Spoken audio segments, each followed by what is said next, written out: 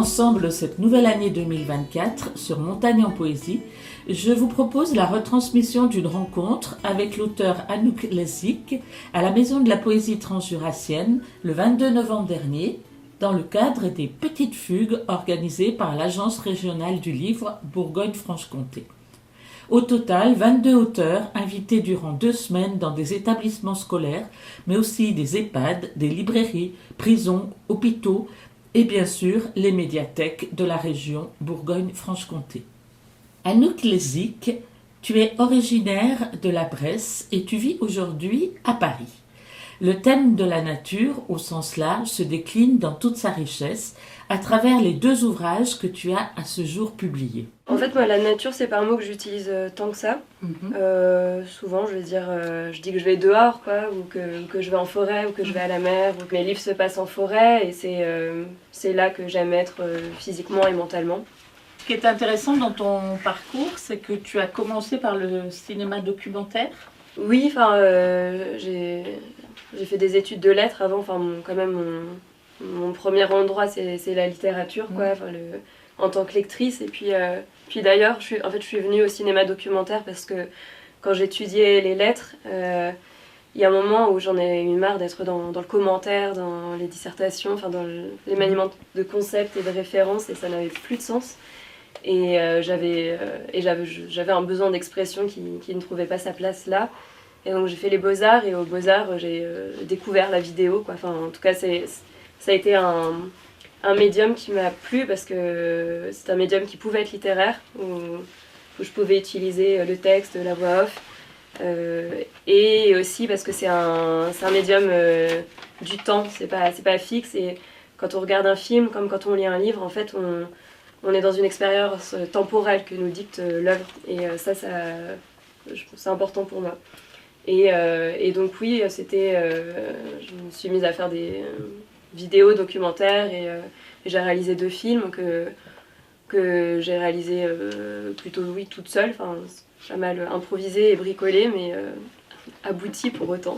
un qui se passe dans la forêt amazonienne au Pérou, et l'autre qui se passe en Casamance. Et le premier est très...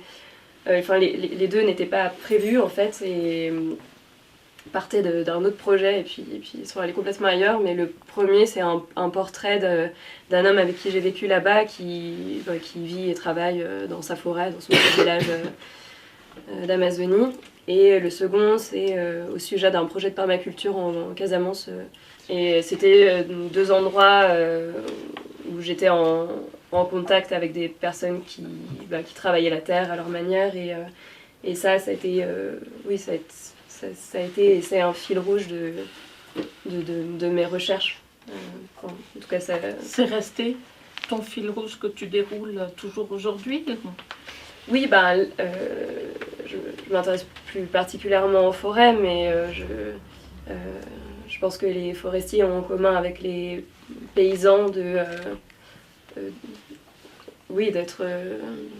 prendre en charge et en intérêt des zones de terre, et puis ce qui y pousse, quoi. Et dans une visée non pas contemplative et non pas sans y toucher, mais en se demandant comment s'en servir sans dégrader, enfin pour ceux qui font bien leur boulot, et voilà, et comment nous humains on vit avec ça, comment on peut s'en servir et en même temps enrichir cette terre, et voilà. Et ça c'est je pense à un questionnement de fond qui nous concerne, nous tous et toutes, qui nous alimentons de toute façon, et qui respirons de l'air, quoi. Donc oui, voilà, c'est un peu ma ligne de fond, et puis que je déploie petit à petit, que j'apprends à comprendre aussi.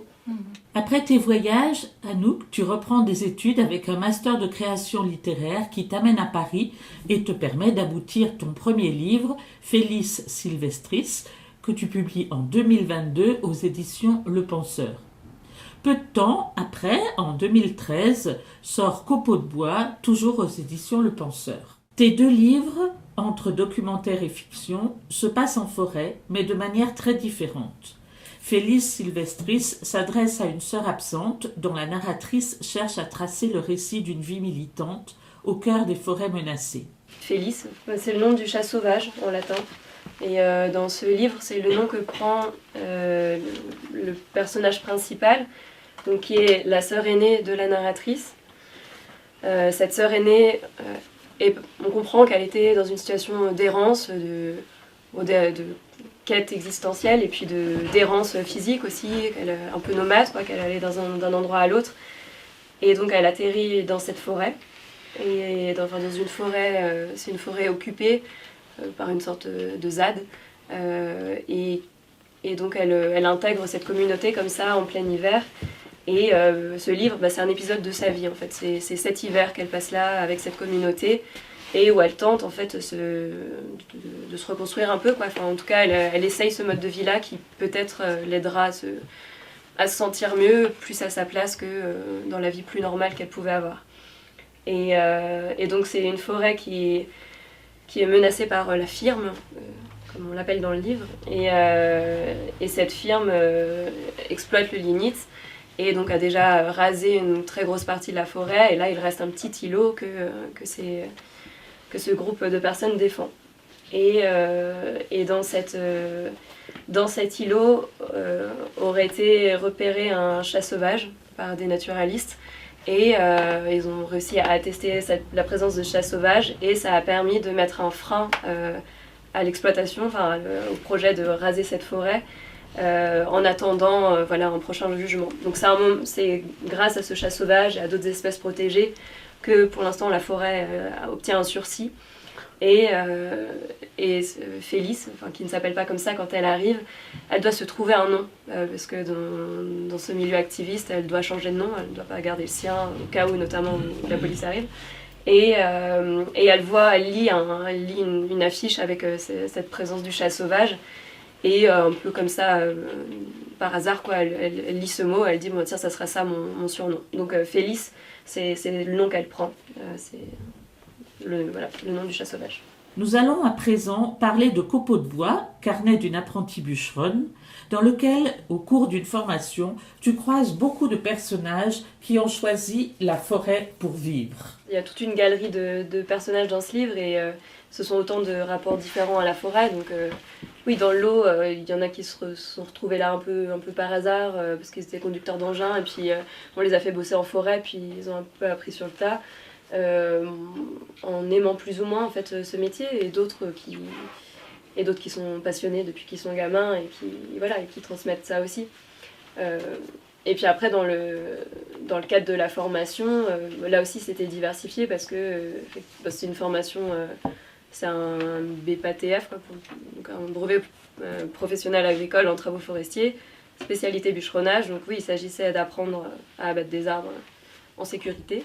Mais il y a aussi, comme c'est une formation pour adultes qui se veut professionnalisante, il y a aussi un module espace vert pour pouvoir postuler pour des jobs d'espace vert. Il y a aussi un peu de botanique, de gestion forestière. C'était diversifié en effet. Et après, moi, j'ai choisi de faire mes stages en tant qu'ouvrière sylvicole à l'ONF. J'ai volontairement pas fait des stages de bûcheronnage pur et dur. Parce que j'avais envie de faire autre chose aussi, d'apprendre autre chose. J'ai pas fait cette formation pour écrire un livre. Elle fait partie de mon cheminement en forêt et en littérature en fait. Après l'écriture de Félix Silvestris, j'avais appris des choses sur la forêt et en fait j'avais envie d'y aller, d'apprendre plus concrètement, plus concrètement. Et pour moi, la meilleure façon de le faire, c'est de travailler ou de se former et d'être au contact de celles et ceux qui savent. Et au départ, j'ai voulu faire une formation en gestion forestière et pour des raisons logistiques, je ne l'ai pas fait parce que mon conseiller Pôle emploi m'a dit non, ça on ne vous le financera pas, mais regardez en Ile-de-France ce qu'il y a. Et en Ile-de-France, il y avait cette formation en bûcheronnage, qui sur le coup m'a un peu fait peur, je ne vais pas vous mentir. Et en fait, j'ai rencontré une nana qui était en train de terminer cette formation, plus âgée, plus petite que moi, en reconversion professionnelle. Elle était agente immobilière. la patate, un enthousiasme démesuré pour la formation. Et voilà, donc elle m'a encouragée 1000 fois à la faire. Et bon, je me suis dit, bah ok, c'est donc que c'est possible. Et en plus, ça a l'air super. Donc voilà, j'y suis allée. Et comme on le disait tout à l'heure, là, j'avais une bourse là, pour un projet d'écriture documentaire sur les forêts. Mais en fait, cette bourse, je l'ai eue en cours de route. J'avais déjà commencé la formation. Et bon, quand j'ai eu cette bourse et puis que je leur ai présenté ce que je faisais finalement, c'est-à-dire que j'allais pas juste aller me promener dans les forêts, mais que je faisais cette formation et que je comptais pas l'arrêter. Et ben en fait, les financeurs de cette bourse ont trouvé ça super, cette histoire du bûcheronnage, tout ça. Donc j'ai eu la bourse en plein. Et puis voilà, et puis mon projet est devenu ça, mais ça s'est fait petit à petit en fait, parce que je prenais plein de notes en me disant ça me servira bien à quelque chose un jour, mais je ne savais pas quelle forme ça prendrait, et pas forcément la forme d'un journal en fait. Et c'est en mettant bout à bout ces notes que je me suis dit, bon bah en fait, je crois qu'il y a quelque chose d'intéressant là dans cette matière brute. Il n'y a pas forcément besoin d'en faire une fiction par exemple. Et après, peut-être que une partie de ces notes me serviront, enfin, de ce que j'ai appris me serviront peut-être pour des éléments de prochaine fiction, mais en tout cas, voilà, là, la forme du journal s'est imposée. Et voilà, puis j'ai terminé ma formation dans la foulée, et puis c'est pas un point final. Je vais continuer à apprendre en forêt, j'espère bosser en forêt et écrire en même temps. Est-ce que tu pourrais nous lire le discours inaugural de Max Antoine ? Bonjour à tous et à toutes. Je vois qu'il y a 2 femmes, c'est bien. Moi je m'appelle Max Antoine. Je suis votre formateur en bûcheronnage, c'est moi que vous allez voir le plus souvent. Je suis votre référent principal cette année, ok ? Je m'appelle Max Antoine, j'ai 37 ans, je suis pas écolo, je suis écologue. Mes passions, ma femme, ma chienne, mes tronçonneuses, et mes enfants, bien sûr. J'ai 2 petits garçons, ils sont magnifiques. Ça va être des tombeurs plus tard. Moi, je suis un putain de bûcheron. Je suis un putain de chasseur. Je suis représentant chez Style aussi. Je pourrais vous avoir des prix. Mon parcours. J'ai fait un bac pro forêt dans une super école. Ensuite, j'ai fait un BTS gestion et protection de la nature. Les oiseaux, les tritons, gna gna gna. Ouais, tout ça, je connais aussi. Ensuite, j'ai fait un CAP bûcheron et j'ai été élagueur avec mon frère. Maintenant, avec ma petite femme, on gère un domaine. On organise des événements, des concerts, des brunchs. L'été, c'est super. Il y a un parc avec des grands frênes, une mare, des poules. Les enfants, ils kiffent. Je vous y emmènerai. Moi, je suis un personnage. Vous êtes des personnages. Et je vais tout vous apprendre sur les forêts. Plus tard aussi, je vous raconterai comment j'ai séduit ma femme. Ma femme, c'est la plus belle du monde. Allez, à vous de vous présenter. Vous me dites votre âge, votre sexe, ce que vous faisiez avant, où vous habitez, si vous êtes en couple, votre religion, votre régime alimentaire, si vous avez déjà touché à une tronçonneuse ou pas. Et puis aussi ce que vous foutez là. Je veux que vous me balanciez tout. Vous avez le droit de rire. Vous avez le droit de pleurer. Bonjour. Je m'appelle Anouk. J'ai bientôt 30 ans. Je vis à Paris, en couple. J'ai fait des études de lettres et d'art, un peu de vidéo. Je suis autrice. J'écris sur les forêts. J'en ai marre de lire des trucs pas précis. Alors je voulais faire un peu de terrain, mettre les mains dans le cambouis, histoire de mieux savoir de quoi je parle. Puis j'aime ça tout simplement, passer du temps en forêt. Avoir une activité physique aussi. J'aime bien mettre à l'épreuve. Voir si je tiens le coup à bosser dehors en hiver. J'ai jamais touché à une tronçonneuse, mais je veux bien apprendre. Et je suis plutôt végétarienne. Max Antoine dit « C'est bien, Anouk, c'est une très bonne démarche. Avec moi, tu vas apprendre plein de choses. Par contre, il va falloir aussi couper des arbres, ok ?»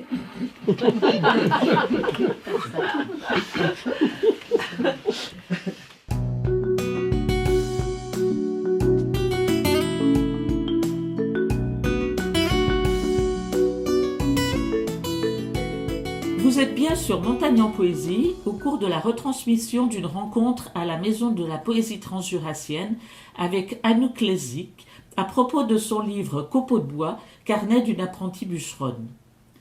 Anouk, est-ce que ce livre ne serait pas d'abord ton carnet d'enquête autobiographique ? Autobiographique, oui, parce que ça parle de moi. En anthropologie, on parle du carnet noir, je crois, de l'anthropologue, qui est le carnet qui fait un off de sa recherche. Bon, moi, ça peut correspondre un peu à ça, en fait.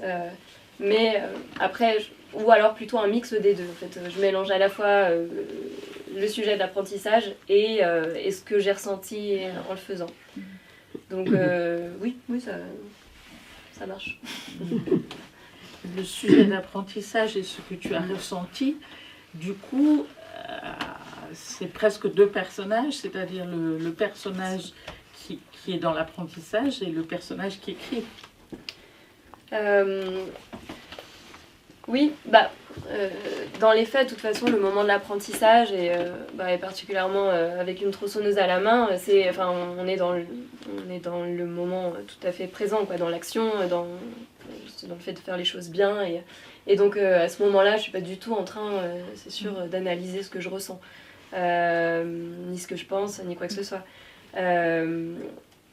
Ça, oui, c'est ce que me permet l'écriture en second temps. Ou sinon, juste c'est ce que j'aurais fait dans ma tête. Mais là,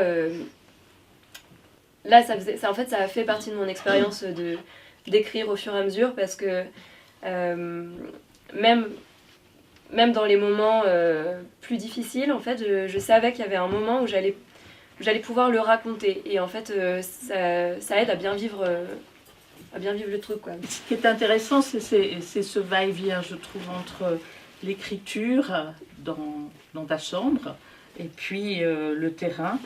Et je trouve que ça fait beaucoup la richesse de Copeaux de bois. Et puis c'est aussi les arbres, la forêt, puis c'est aussi le papier, la feuille sur laquelle tu écris. Je tenais à ce que cette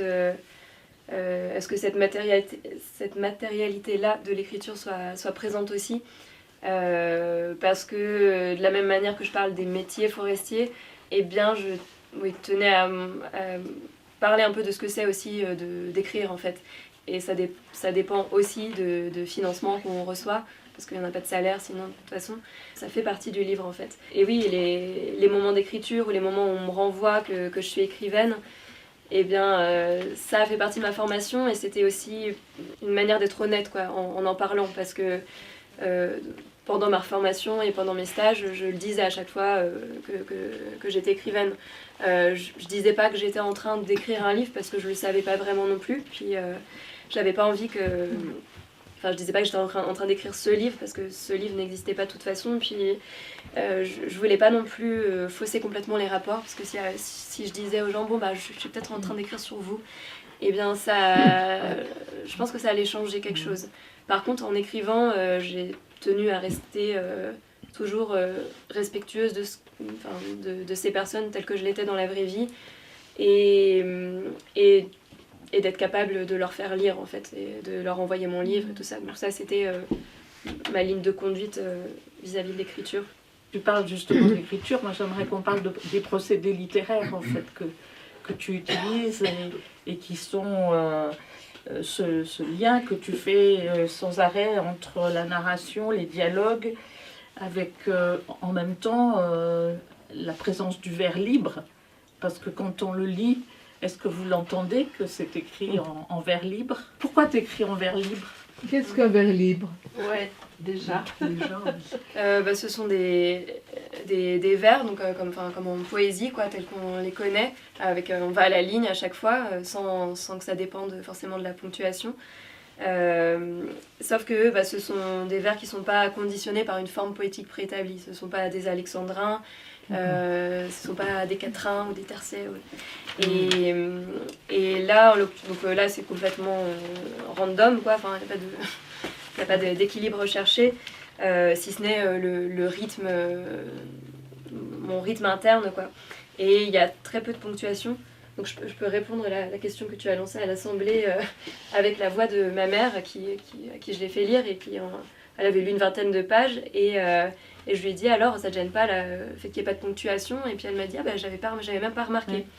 Et donc ça pour moi c'était un bon crash test pour voir si c'était lisible malgré cette absence-là. Et en fait je pense que là c'était une forme qui me permettait déjà de rester proche des notes que je prenais, et donc dans cette énergie-là de plein d'apparitions, et qui sont des apparitions visuelles mais aussi auditives, des phrases que j'entends et qui ensemble forment la situation. Et en fait je crois que ça aurait été complètement artificiel là d'écrire des phrases, des phrases classiques, et en fait ça aurait rompu le rythme aussi. Et puis je crois aussi là que le fait d'enchaîner les phrases ou les bouts de phrases comme ça me permet aussi parfois de désamorcer c'est des procédés un peu humoristiques, enfin j'espère, voilà, d'avoir quelqu'un qui balance une phrase et puis moi ça me permet de faire un petit commentaire en dessous par exemple. Et ça, une narration classique me l'aurait pas permis de la même façon. Donc c'était à la fois vraiment ma forme de base d'écriture à partir de mes notes, et ensuite je l'ai retravaillé pour que le rythme soit le plus juste possible. Bon, après ça c'est une musique intérieure qui peut en effet avoir quelque chose d'un peu théâtral avec ce mélange de voix, quoi. J'aimerais pour terminer que tu nous lises cette belle mise en abîme du geste d'écriture à travers le motif de l'herbier que tu développes. Herbarium. Dernier jour pour finir mon herbier. Je me lève encore plus tôt, me couche encore plus tard, pour trier, nommer, coller des feuilles d'arbres. Et j'adore ça. C'est super beau. Les sécher, c'est tout un art. Il faut s'en occuper tous les jours, comme un petit animal. Leur donner du journal pour absorber, les presser, mais pas trop. Et avant ça, les récolter patiemment. À chaque balade, penser au sécateur et au carnet. Observer, repérer. Couper le rameau en biseau après le nœud. Jamais un individu isolé, jamais une espèce rare. Noter la date, le lieu, l'altitude. Les caractères invisibles de type odeur, texture. On peut aussi récolter les fleurs, les chatons, les bourgeons. Étiqueter, numéroter, reconnaître un à un les échantillons. Et une fois séché, collé, légendé, c'est un herbier, autant qu'un journal intime. Finalement, est-ce que cet herbier, c'est pas la clé de ton livre, de ton œuvre, comme un jardin botanique et littéraire? Est-ce que cet objet transitionnel où tu te sers des arbres, est-ce que c'est pas un objet transitionnel où tu te sers des arbres pour faire des livres? Oui, c'était en tout cas c'était un fil rouge. C'était aussi un travail qu'on nous a demandé scolaire, quoi. Il fallait qu'on présente cet herbier pour avoir notre diplôme, en plus de l'examen d'abattage et quelques autres travaux. Et c'est vrai que c'est oui, enfin comme ce que je viens de lire, en fait, c'est cet herbier, je l'ai beaucoup investi parce que c'était un moment oui, qui synthétisait un peu ce que je ramenais de la forêt et les nouveaux noms que j'avais appris, en fait. Ça ramenait à la fois de la matière et du langage. Et c'est c'était un autre objet traditionnel, puisqu'il y avait celui-là aussi. Mais c'était en parallèle de l'écriture et voilà, et c'est un objet que je vais tâcher de continuer aussi. On conclut cette émission par une dernière lecture. Le soir, je retrouve refuge dans mon herbier, mais je continue de ruminer mes foirages. Il faut que je me fasse à l'idée. J'abats mal, mais j'arborise bien. Et j'écris de belles légendes. Après tout, je suis autrice, pas bûcheronne. Et puis si je bosse un jour en forêt, ça sera en sylviculture ou en gestion. C'est peut-être mieux comme ça. Ça me freine dans mon élan destructeur. Oui, c'est vrai, je me suis peut-être un peu rendu service en me chiant dessus pour l'examen. À 1h40, j'abandonne l'idée de finir l'herbier. J'ai déjà fait bien plus que ce qui m'a été demandé, et ce travail est sans fin. J'aimerais l'avoir commencé depuis toujours, ramener des rameaux de plein de pays. Mais bon, il n'est jamais trop tard. Réveil dans 4 heures, dernier jour au centre. Et ensuite, je vais continuer à apprendre, je vais me remettre à écrire. Et le jour où j'aurai un bois, ou qu'on fera appel à moi, j'aurai oublié l'examen, et je pourrai dire « Oui, je peux couper ces arbres, pour avoir de quoi nous chauffer cet hiver, et faire entrer la lumière. » Montagne en poésie se termine. Merci à Anouk Lezik et au Festival des Petites Fugues d'avoir permis cette belle rencontre qui faisait suite à celle du 16 novembre avec Thomas Vinault, autre poète, à retrouver en vidéo sur Média 39, chaîne YouTube de la Maison de la Poésie. Alors, à bientôt sur Montagne en poésie. Et d'ici là, restez curieux.